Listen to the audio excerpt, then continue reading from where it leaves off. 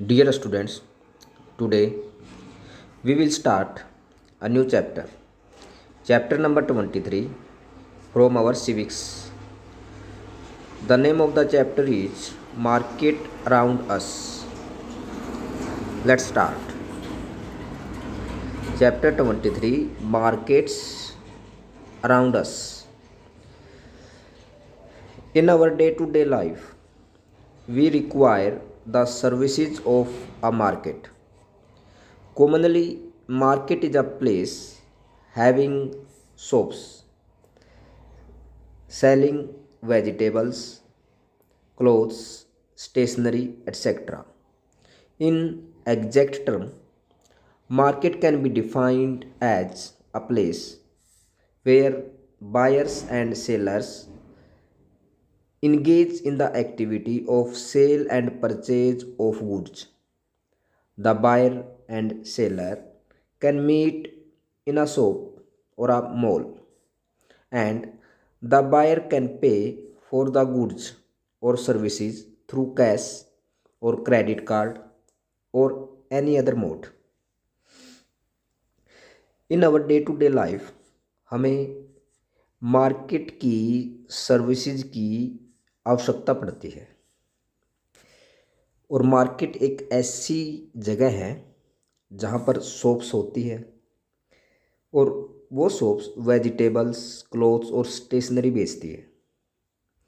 Wider term में market को हम कैसे डिफाइन कर सकते हैं? मार्केट इज़ अ प्लेस जहाँ पर जो बायर है, जो सामान खरीदने वाले हैं, और जो सेलर है, सामान बेचने वाले हैं, वो सामान को बेचने और ख़रीदने की एक्टिविटी में इंगेज होते हैं, शामिल होते हैं। तो सामान बेचते हैं और ख़रीदते हैं। बायर और जो सेलर है वो किसी शॉप पर या किसी मॉल में एक दूसरे से मुलाकात कर सकते हैं, और बायर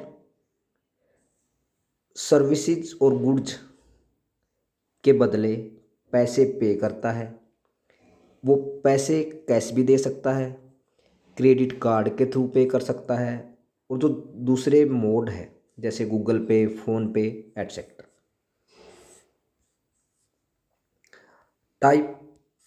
टाइप्स ऑफ markets.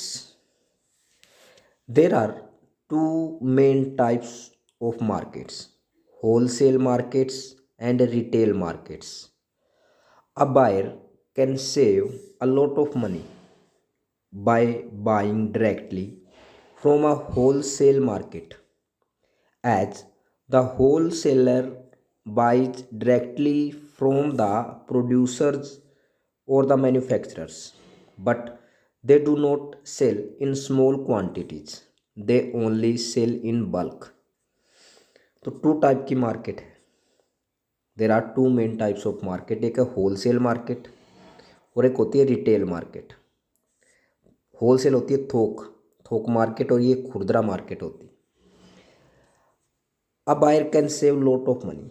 जो बायर है, जो खरीदार है, वो काफ़ी पैसे बचा सकता है होलसेल से डायरेक्टली सामान को खरीद कर,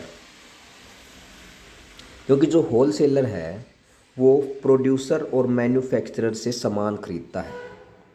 मैन्युफैक्चरर जो सामान बनाने वाला है, और जो होलसेलर है वो स्मॉल नंबर में सामान नहीं बेचता, स्मॉल क्वांटिटी में सामान नहीं बेचता, वो बल्क मीन्स लार्ज क्वांटिटी में सामान को बेचते हैं।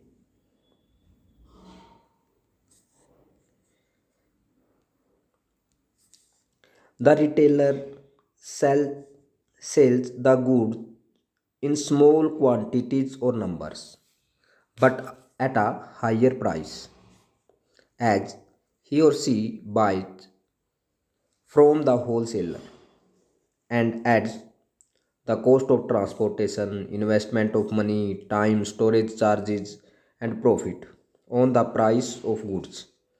If the payment is not made right away and goods are brought on credit, then the retailer further increases his margin. Every city has a wholesale market from where the goods are supplied to the retailers.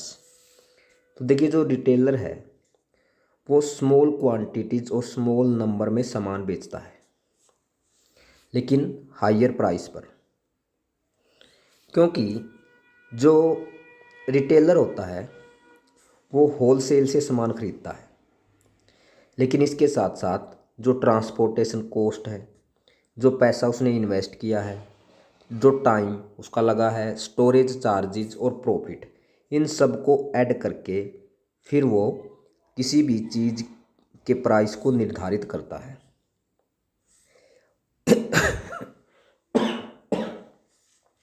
और यदि जो payment है वो time पर ना की जाए, तुरंत ना की जाए, और गुड्स है, सामान, वो उधारी पर ख़रीदा जाए क्रेडिट पे, तो रिटेलर क्या करता है, मार्जिन को या प्राइस को और ज़्यादा इंक्रीज कर देता है। हर सिटी में होलसेल मार्केट है, और जहाँ से जो सामान है वो रिटेलर को सप्लाई किया जाता है, रिटेलर के पास भेजा जाता है। Hence, there is a difference in the price of goods between the wholesale market and the retail market. The more people involved in the chain means addition in the cost of a commodity at every level.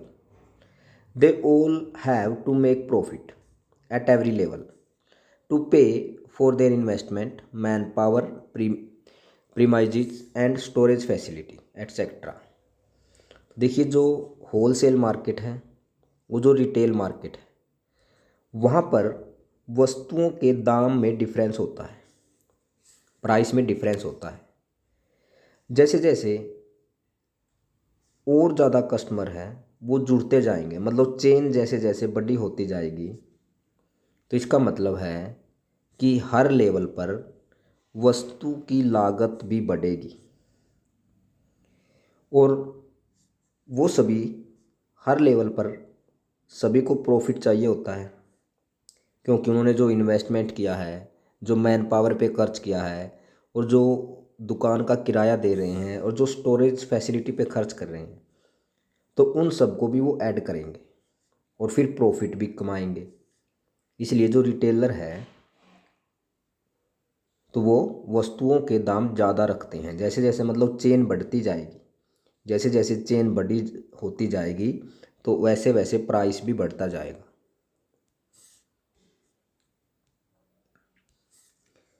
The price of goods in a market is determined by the factors like demand by the buyers or customers, supply by the farmer and manufacturer. The demand for a goods is defined as an amount of commodity for which people are willing to pay and buy. Supply of a goods is the quantity that the supplier are willing to put in the market. When the price of a goods rises, the supply also rises. When the price goes down, the supply also goes down. देखिए, बाजार में किसी भी वस्तु के दाम, जो customer है, कस्टमर की डिमांड और फार्मर की सप्लाई जैसे फैक्टर्स द्वारा निर्धारित होती है। तो मार्केट में किसी भी वस्तु के दाम कैसे डिटरमाइन होते हैं? डिमांड और सप्लाई जैसे फैक्टरों पर। डिमांड को कैसे डिफाइन करते हैं हम? The demand can be defined as an amount of commodity, किसी भी वस्तु की वह मात्रा, फॉर विच, जिस पर लोग उस वस्तु को खरीदने और पैसे देने के लिए तैयार हो, दैट इज डिमांड। सप्लाई, किसी वस्तु की वह मात्रा, वह क्वांटिटी, जिस पर जो सप्लायर है उस वस्तु को मार्केट में रखने के लिए तैयार हो, तो वो सप्लाई है। व्हेन, जो प्राइस है, किसी भी वस्तु की प्राइस जब बढ़ती है तो सप्लाई भी बढ़ जाती है, और जब किसी भी वस्तु के दाम कम होते हैं तो सप्लाई भी कम हो जाती है। Do you know Buying and selling also take place without going to the marketplace through telemarketing and internet। तो देखिए, जो बाइंग है और सेलिंग, वस्तुओं को खरीदना और बेचने की जो ये प्रोसेस है, ये अगर मार्केट में जाए बिना होती है तो इस प्रोसेस को बोलेंगे हम टेली मार्केटिंग या इंटरनेट। तो इसको ऑनलाइन मार्केटिंग भी बोलते हैं। बाज़ार में नहीं जाते, हम ऑनलाइन ऑर्डर करते हैं। तो नेक्स्ट हम जो नेक्स्ट चैप्टर है नेक्स्ट वीडियो में डिस्कस करेंगे। Thank you.